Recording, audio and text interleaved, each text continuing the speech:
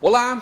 Hoje a gente vai fazer um passeio, de certa forma, pela história do calçado, pela história de Novo Hamburgo. Vamos falar de personagens gigantes da nossa história, da nossa região, com uma personagem que eu acho que merece esse recorte na nossa história. Uma pessoa muito especial, decidida, corajosa, curiosa e perseverante, natural de Novo Hamburgo, a filha do seu Celino e da dona Vilma, é formada em Sociologia. Poliglota e com toda a experiência de vida e trabalho que possui, criou este ano a marca Life is Art, que iniciou com camisetas iluminadas com imagens de quadros de Mai Bavoso e Ariadne Decker. Mãe da Juliana tem como alvo o mercado nacional e internacional e define a empresa como uma espécie de plataforma para artistas, através de produtos para um público cult. Hoje teremos uma conversa de peso com Edla Lange. Dona Edla, bem-vinda para essa conversa de peso. Eu que agradeço a oportunidade de ter sido convidada para estar aqui. Eu espero que as coisas que nós vamos discutir sejam relevantes para todos, porque para mim foram, com certeza. Ô, Edla, tu podia escrever alguns livros sobre a história do Vale dos Sinos, inclusive. Talvez várias histórias teria que guardar para ser publicadas daqui a 50 anos, depois se não estiver mais aqui e tal, mas algumas delas eu vou tentar tirar de ti hoje. Vá bem. Eu estava brincando com a Edla antes de nós entrarmos no ar, que eu vou precisar mais ou menos uns 3 ou 4 programas Conversa de Peso para poder contar realmente mais ou menos essa história. Mãe da Juliana e vovó também. Como é o nome dos netos? Sou vovó do Max e do Theo. 2 terrores, queridos, claro, filhos do Martin Beren, né? A senhora Eu sou a sogrona.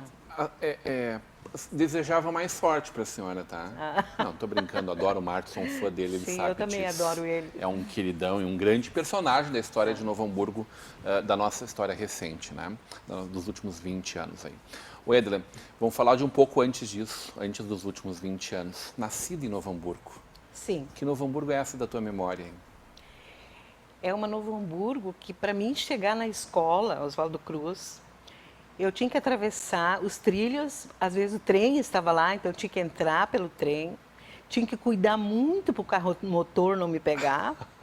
E na escola a gente aprendia o nome do único edifício, que era o edifício Minuano, e da única sinaleira que ficava no cruzamento da Joaquim Nabuco com a Pedro Adros. Essa é a Novo Hamburgo que eu me lembro. Tu morava onde naquela época? Eu morava ali naquela região da Carburgo, né, ali que eu morava, então tinha que ir até o centro a pé, passava pela 5 de Abril, numa ponte de madeira, né, e porque a Marcílio Dias já era mais pavimentada e era muito perigosa. Que coisa inimaginável pra gente, né, em 2020, enxergar essa tua Novo Hamburgo, assim. Imagino que também uma Novo Hamburgo que crescia a passos largos, assim. Tu deve ter visto na tua volta, bairro Rio Branco, bairro Ideal, isso? Era bairro Rio Branco. Dezenas, talvez centenas de fábricas de calçado. Sim, era tudo fábrica de calçados. A minha mãe trabalhava em fábrica de calçados, ela ainda tinha uma máquina de costurar calçados em casa, que ela costurava de noite. Eu aprendi, eu virava, passava fita de reforço, virava, pec com o martelinho. Depois aprendi a costurar também o calçado para ajudar a minha mãe, mas era tudo girava em torno disso, sabe? Tudo. Começou a trabalhar muito cedo. Sim, eu comecei a trabalhar, vamos dizer assim, eu estudava, né, no 25 de julho, durante o dia, mas sempre faltava dinheiro, né? E daí quando chegava, eu sempre passava por média, quando chegava 15 de novembro eu estava em casa, só incomodava. Aí a mãe conseguiu um emprego para mim, para minha irmã também, em loja que vendia tecido, né? Para nós, no fim do ano, vendia muito, então ali a gente ganhava uma comissão, ali eu comecei a trabalhar com 12, 13 anos. Que loja foi essa? Comasa. Nossa, não exatamente, tem referência. Foi muito engraçado, porque eu não tive treinamento nenhum para trabalhar lá. Estamos falando de uma época que muita gente fazia suas roupas ainda. Não existia confecção. Confecção comprar roupa pronta era um chiquete, era muito chique, sabe? Então, todo mundo costurava em casa, eu tinha sua costureira, então comprava tudo roupa em tecido em metro, né? Aí, como eu não entendia nada, chegava aquelas madame, quero filete. Isso é uma filete, sabe? Aí, como eu não sabia nada, eu perguntava para uma colega, onde é que está o filete? Ali, ó. Eu chegava ali, tinha uma porção de coisa, eu não sabia o que dizer, daí eu dizia para a cliente, qual é a cor? Ela dizia, aquela ali, ó, branquinha. Ai, mais uma que eu me salvava. Que maravilha. Como é que o calçado foi começar a fazer parte da tua vida realmente? Porque depois que eu terminei a 4ª série ginasial, eu passei para o turno da noite, que eu fiz o curso clássico. E aí, então, comecei a procurar um emprego, né? E não podia deixar de ser, né? Eu fui trabalhar numa fábrica de calçados no escritório, né? E é assim que o calçado entrou na minha vida. E aí foste experimentando diferentes lugares Não, aí, assim, e cargos. nessa empresa, eu, eu entrei lá, meu serviço era limpar as mesas com álcool, tirar o lixo e arquivar as coisas. Aí eu me lembro que o meu chefe dizia assim, tu sabe por que a gente faz arquivo? Eu disse, não. Eu disse, para a gente saber onde é que estão as coisas quando a gente precisar procurar, sabe?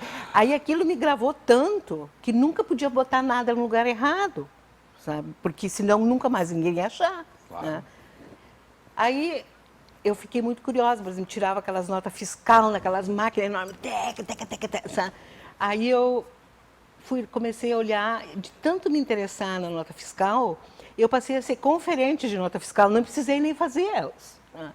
Depois eu passei no contas a receber, depois no contas a pagar, depois até o RH eu acabei fazendo, contabilidade, escrita fiscal, sempre de curiosa. Até que um dia eu fui parar nas vendas. Aí eu me achei. Lá Você é o vendedor que move o mundo, né, Edna? O vendedor é que faz acontecer. Aí eu me achei. Eu amei ficar nas vendas. Olha só. E foi muito interessante aquela empresa para mim. Foi muito interessante ter trabalhado ali, aprendi muita coisa, vamos dizer assim, das rotinas, né, vamos dizer, de um escritório, aprendi tudo ali. Onde é que teve a primeira experiência de gestão?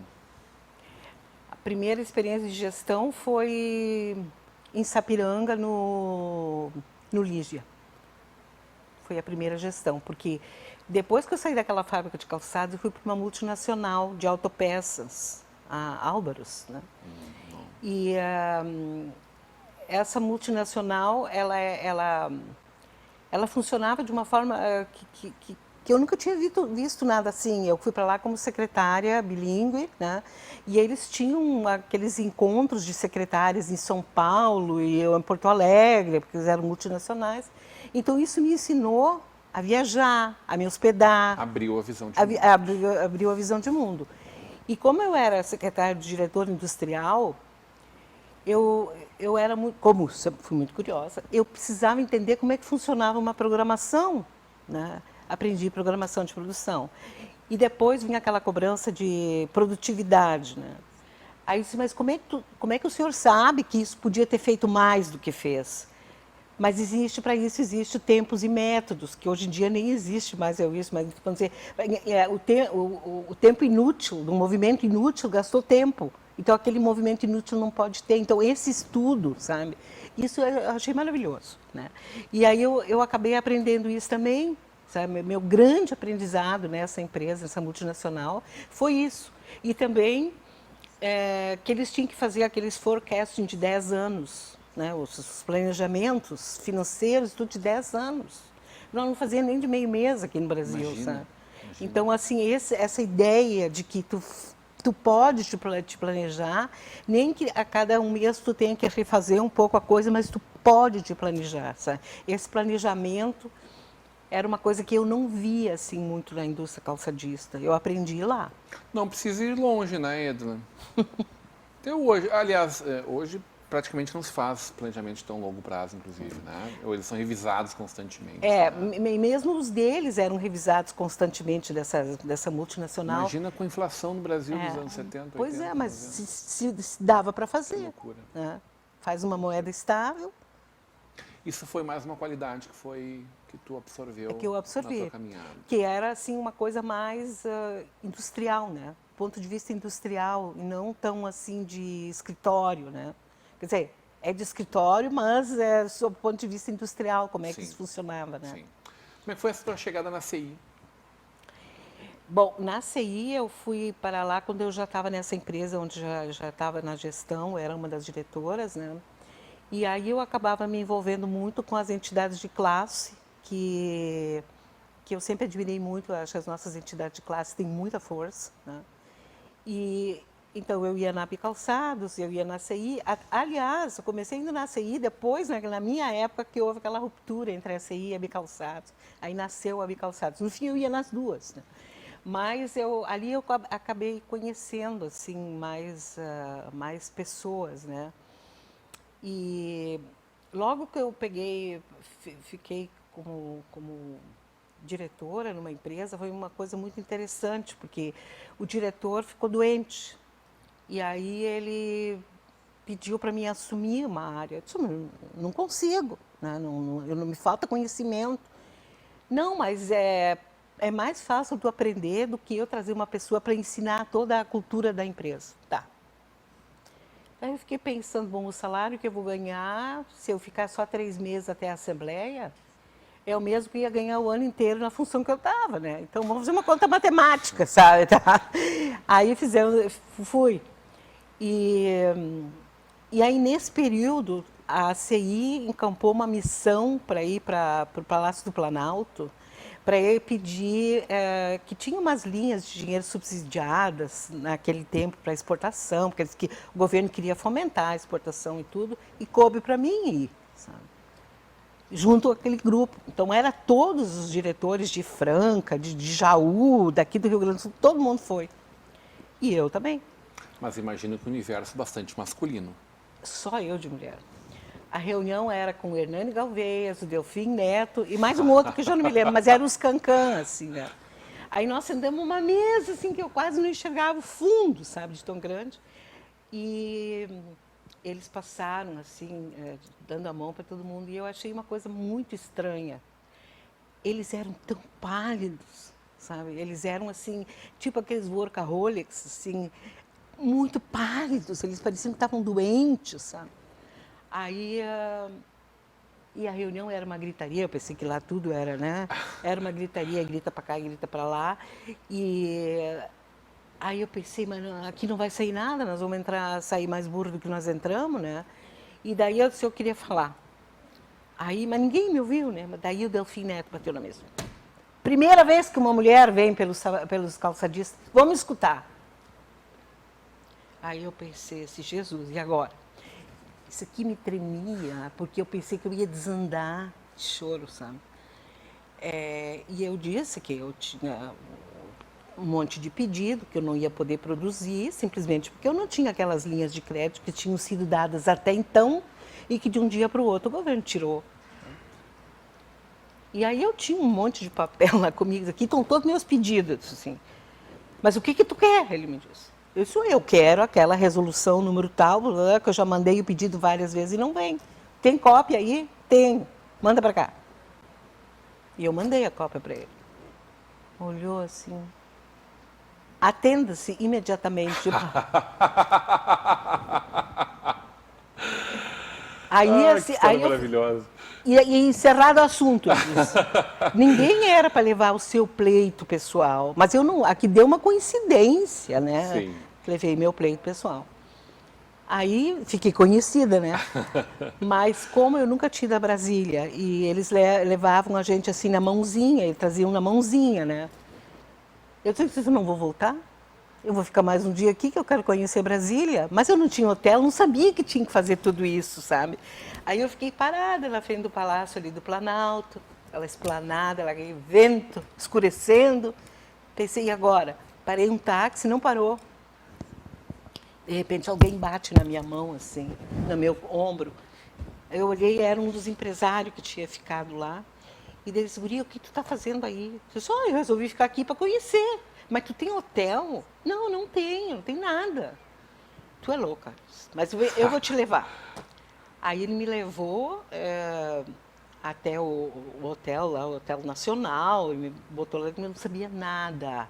ele disse como é que eu tinha que fazer para refazer a passagem, e aí deu tudo certo, sabe? E daí ainda no jantar eu conheci uma pessoa que começou a conversar comigo, depois ele me disse, mas o que tu está fazendo aqui? Daí eu falei que eu tinha ido lá, nem sabia quem era, né? Daí ele me disse assim, mas tu é uma guria de sorte, né? Eu sou de muita sorte. Muito mesmo, diz ele, porque eu sou diretor, não sei o quê, lá de uma firma de couros, que sou teu fornecedor e a partir de hoje teu crédito está aberto de novo. Eu disse, não. Mas o raio não cai 2 vezes no mesmo lugar, né? Aquele dia caiu, sabe? Ai, Tu que viu umas maravilha. coisas dessas? A tua passagem na CI, ela é marcada também pelo nascimento, ou embrião, do que a gente hoje reconhece como esse encontro mensal, ponto alto do mês no calendário da CI, que é o prato principal, que é o encontro dos empresários com sempre uma autoridade, referência em algum assunto. Pode ser políticos, pode ser economistas, podem ser diretores de empresas, pessoas que são referências, benchmarks em algum ponto. Isso começou contigo, é? Na verdade, o Gilberto Mosman, né, ele começou o Clube dos Executivos, né, e pediu para mim ser a vice dele. E eu, então, fui ser a vice na promessa de que vice não faz nada, porque eu era muito estressada. Mas 3 meses depois que ele estava ali, eles convidaram ele para ser secretário da Indústria e Comércio. Mas quando uma coisa cai na minha mão, eu faço o melhor que eu posso. Eu não deixo pipocando, né? E daí eu resolvi passar da FENAC para a CI, a reunião almoço, que pensei que eles estavam melhor estruturados e tal. E eu fiquei durante 1 ano à frente da gestão, foi muito, muito bom, eu tive bastante sucesso nisso.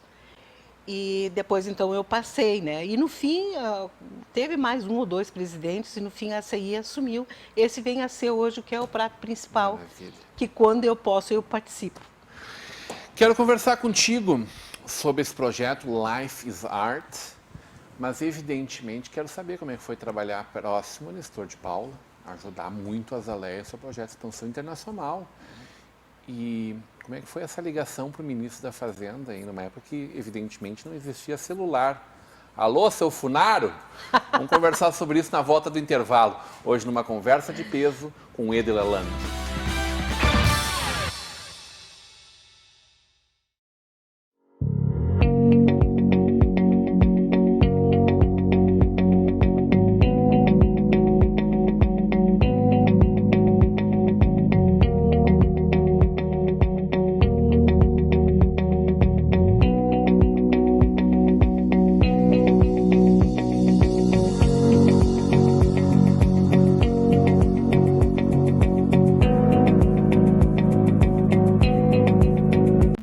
Sabendo da novidade? O Pix no Sicredi será uma nova forma de transferir, pagar e receber. Todo mundo pode usar? Sim, o Pix é para pessoas e empresas. Em quanto tempo o dinheiro cai na conta? Você faz transferências em 10 segundos e o dinheiro entra na hora. Rápido, hein? Já posso usar? A partir de novembro, você já poderá usar o Pix 24 horas por dia, 7 dias por semana. É associado ao Sicredi? Faça já seu cadastro no aplicativo Sicredi e fique pronto para usar o Pix. No Sicredi, a escolha é sempre sua. Clássica, ousada, moderna, elegante? Que tal todas? Seja muitas! Feira da Loucura por Sapatos, de 3 a 13 de dezembro, das 9 às 20 horas, na FENAC em Novo Hamburgo.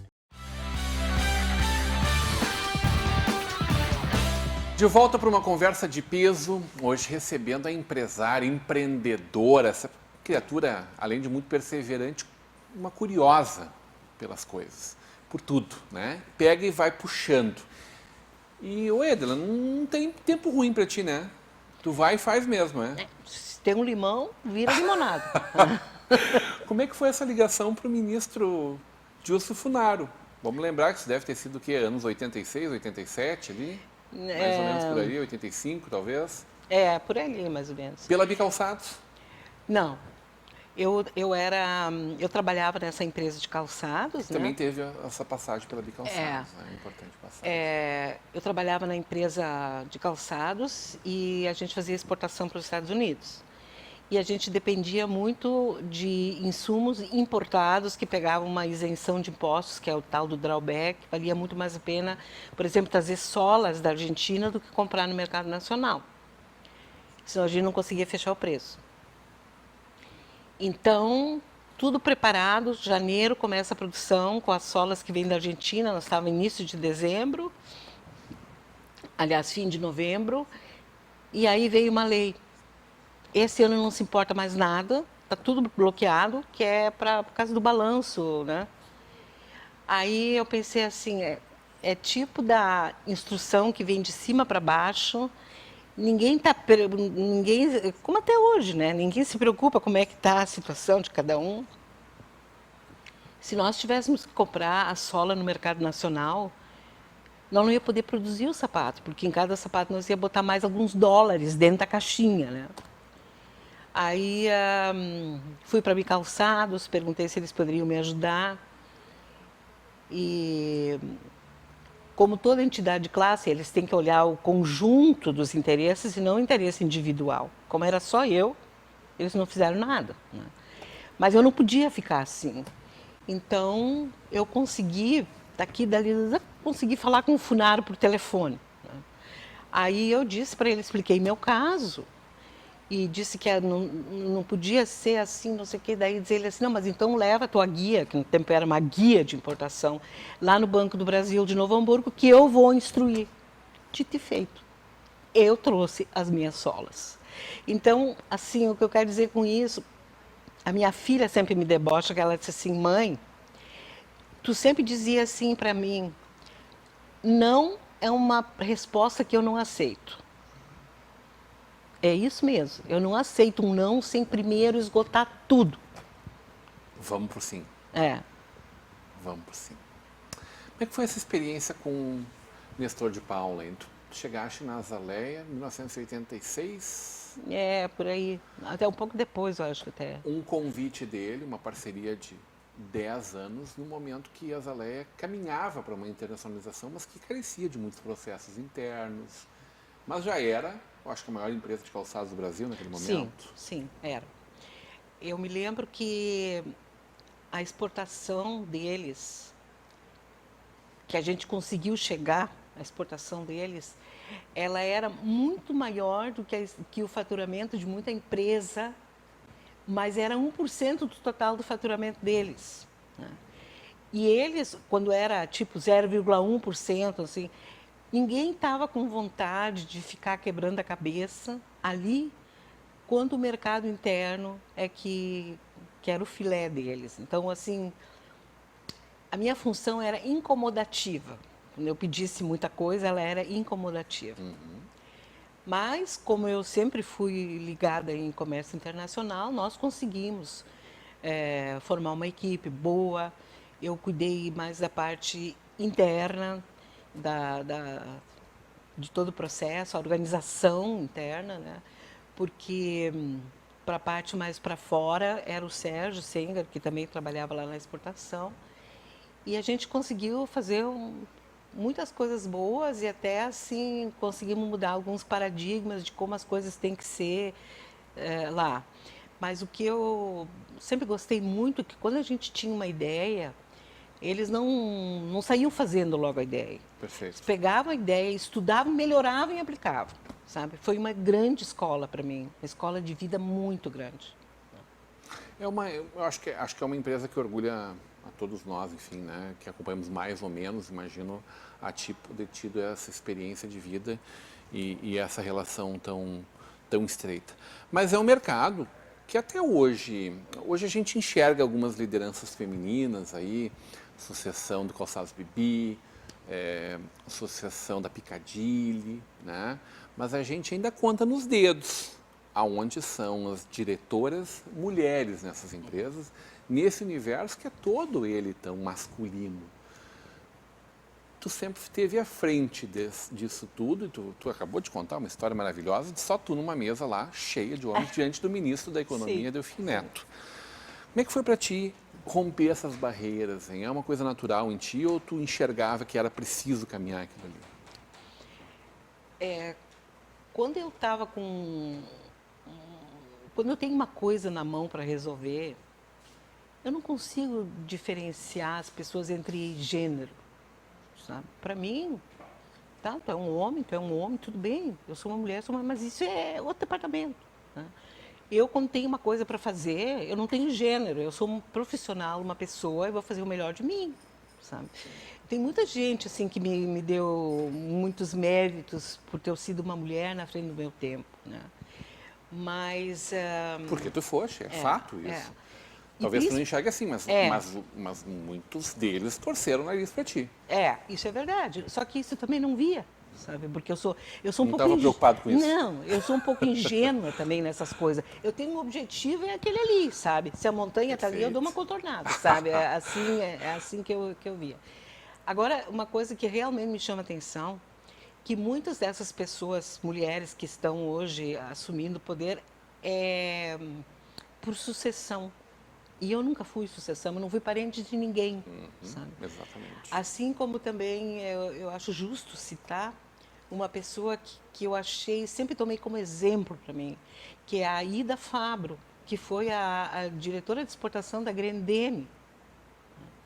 E que realmente ela foi uma mulher à frente do seu tempo também. Ela ia viajar com a malinha, quando ninguém queria saber de chinelinho sintético. Inglês, alemão, francês, italiano, espanhol. É um belo currículo, né? Por força da necessidade, né? É mérito. Se mérito. tu vai querer vender um sapato para um alemão e só fala inglês, Tu foi ser na Alemanha como os alemães, na França inclusive, como os franceses. eles achavam que eu era alemã, ainda até porque eu posso falar os dois, né? Aquele nosso dialeto e o outro. O Hunsrück sabe? e o alemão reconhecido certinho. como gramatical, que não é exatamente essa nomenclatura. De que forma isso vai te ajudar nesse novo projeto? Tu é uma pessoa que tinha residência, né? Inclusive, achava e provocava a Edela aqui antes da gente começar a gravar, que ela dizendo assim, olha, meu projeto era aposentar e vir morar no Brasil. Eu achei que tu ia escolher a Costa Amalfitana, alguma coisa assim, que tranquilamente fazia parte da tua vida. Sim, né? Itália, Alemanha. Tua escolha é pelo Brasil mesmo, né? Na verdade, nós tínhamos uma casa na Itália, era a casa master, vamos dizer assim, e uma casa na Alemanha, porque o escritório era na Alemanha. Porque ter escritório na Alemanha dava mais confiabilidade. Embora que não é porque tu é alemão que tu presta, né? Mas existe esse contexto, sabe? Sem dúvida. Agora, se tu tem um escritório na Itália, bom, aí tu já... Bom, mas então a gente vivia nesse circuito. Agora, não tem lugar no mundo melhor de se morar que no Brasil. E no Brasil, o Rio Grande do Sul. Amém. Tá? Porque aqui tu é livre, livre. Até quando eu falo assim, tu é livre, só mas tu tem que te cuidar quando anda na rua. Lá também não é diferente com essa migração toda que está acontecendo. Mas aqui tu não precisa fazer isso, precisa fazer aquilo, precisa falar, sabe? Aqui tu não precisa pintar a tua casa quando chega a época de pintar a casa. Tu pinta se tu quiser, sabe? Na Itália, há não muito tempo, uma mulher sozinha ir jantar num restaurante de noite não entrava. Tinha que ser acompanhada com um homem. Nossa. Sabe? Então, são coisas assim que, para mim, que sempre foi uma mulher independente, aquilo não descia, né? E aqui no Brasil a gente pode fazer, se cuida um pouco desses problemas que tem aqui de segurança e tudo, mas eu me sinto livre aqui, sabe? Como é que é esse projeto? Life is Art. É levar essa turma mundo afora mesmo? Tu está empolgadíssimo com esse projeto. Né? Nosso escritório, que na verdade meu marido e eu, nós éramos, a gente era agente de exportação de muitas empresas, que a gente levou as marcas para lá, né?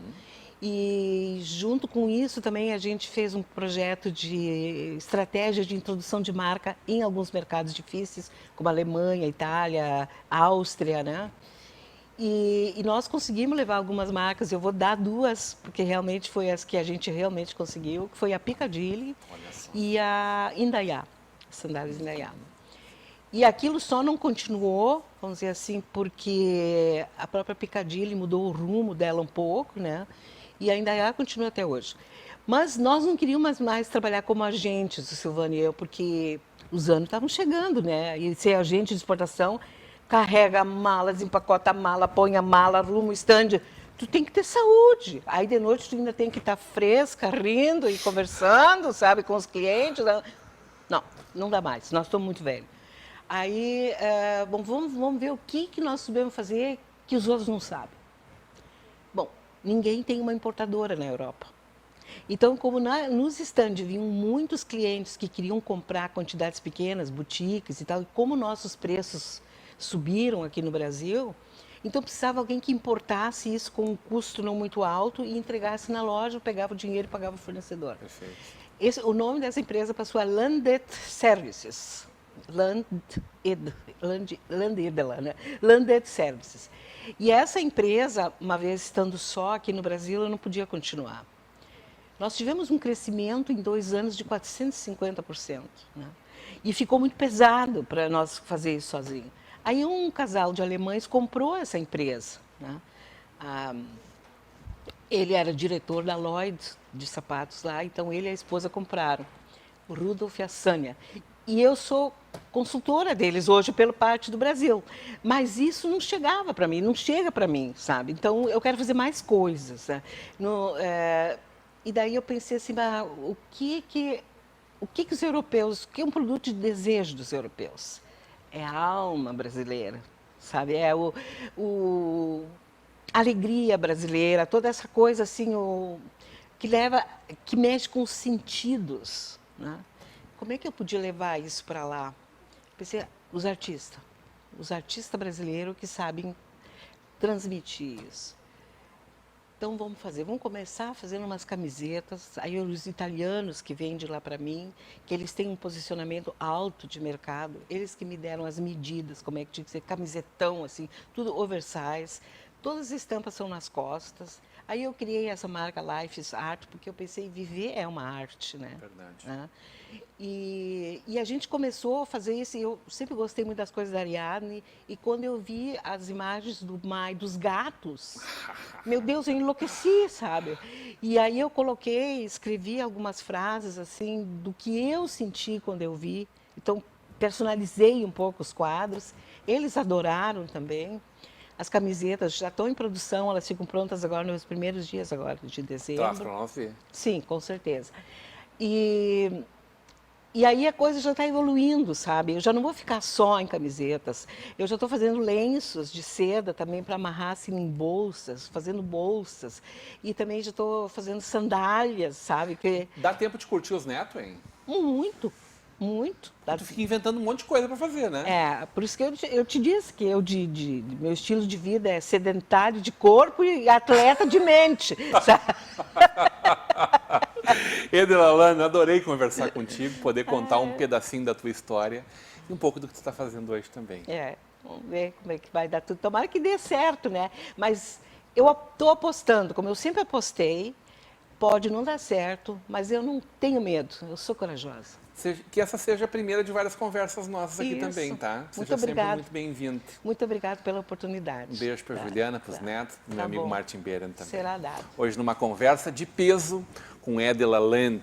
A Edela que está aqui conversando com a gente sobre os gatinhos do mais, sobre os desenhos da Ariadne, emprestando a sua inteligência internacional de negócios para a nossa arte, para os nossos artistas, para as coisas maravilhosas que a gente faz aqui, modelo exportação.